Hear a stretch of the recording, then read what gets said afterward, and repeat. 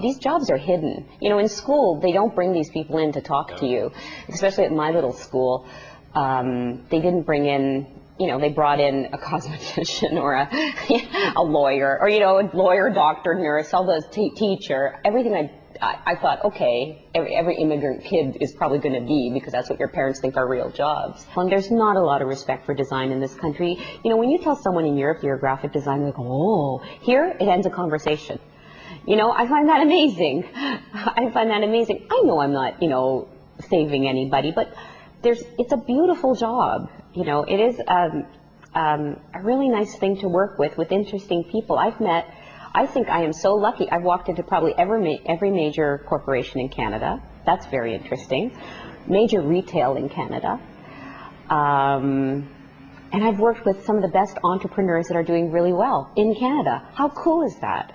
You know, I don't just sit in a cubicle and worry about, you know, numbers, or, you know, I think that's pretty cool. Like I've always said, we could probably write a book about just Canadian business, from the one-person shop up to the Northern Telecoms and the politics of those places.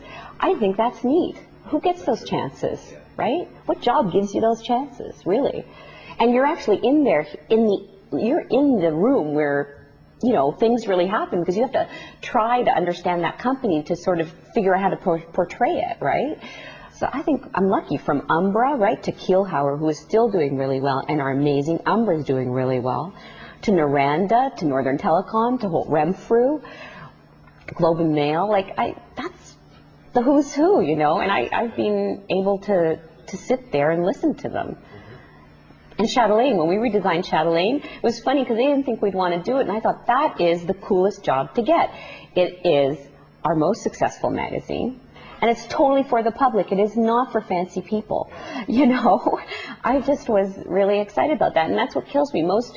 All these intellectual type designers who say they design for the people and it's for everybody. It's not. It's for only other people they're talking to. It is never for my mom, you know. And I think that's what I mean about the bullshit, right? It's they talk about being for the people, but unless you're Christo, which is truly for the people, because it costs nothing, I think it's baloney.